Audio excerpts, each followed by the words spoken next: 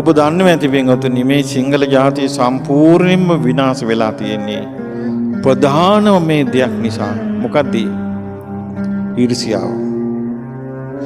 එක්කෙනෙකුට එක්කෙනෙක් කොලුසුනට කැමති නැහැ.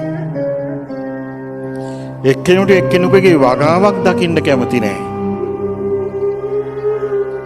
එක්කෙනෙකුට එක්කෙනෙක් ලස්සනට ජීවත් වෙනවට දකින්න කැමති නැහැ. කොටිම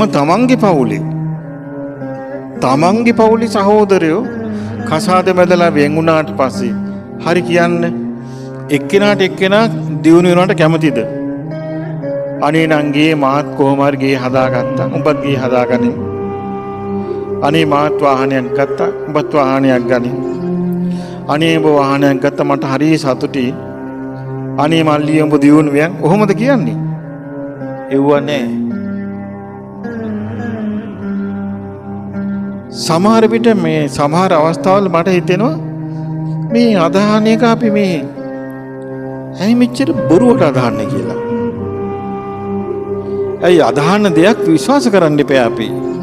මේ ඊර්ෂ්‍යාව ඊළඟට දුෂ්ටකම දුෂ්ට දේවල් නිසා වෙන්නේ මොකද්ද? බුදුරජාණන් වහන්සේ වදාලා මේ කෙනාව සත්පුරුෂය අඳුන ගන්නවා. කොච්චර හංගගෙන හිටියත් අංගන් ඉන්න බෑ. හැංගිලා කරන්න පුළුවන් කොඩි විනේනේ. කාටවත් නොතේරි හොරෙන් කරන්න එක මේ සිංහලුවේ දන්නවා ඒව කරන්නේ. කාටවත් නොතේරි හොරෙන් කරන්නේ මොකද්ද? කොඩි විනේ. අනිවින කොඩි වින හදුවුනියා මිනිස්සු කරගන්නේ නැද්ද? තිරුවන් සරණ ගියපු උපාසක උපාසිකාවන්ට මේක වෙන්න පුළුවන්ද? වෙලා නැද්ද? වෙන්නේ නැද්ද? එතකොට මේවෙන් පේන්නේ මේ ඔක්කොම රහස කරන්නේ. ඒ මොකද්ද හේතුව? එයා අසත්පුරුෂයෙක්. එයා බාලයෙක්. මේ ලෝකේ කර්මේ කැරකෙනවා.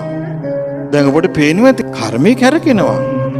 ඒ නිසා බොහෝ අවස්ථාවල මම කියන එකක් තමයි කවදාවත් කිසි කෙනෙකුට ඊර්ෂ්‍යා කරන්න එපා.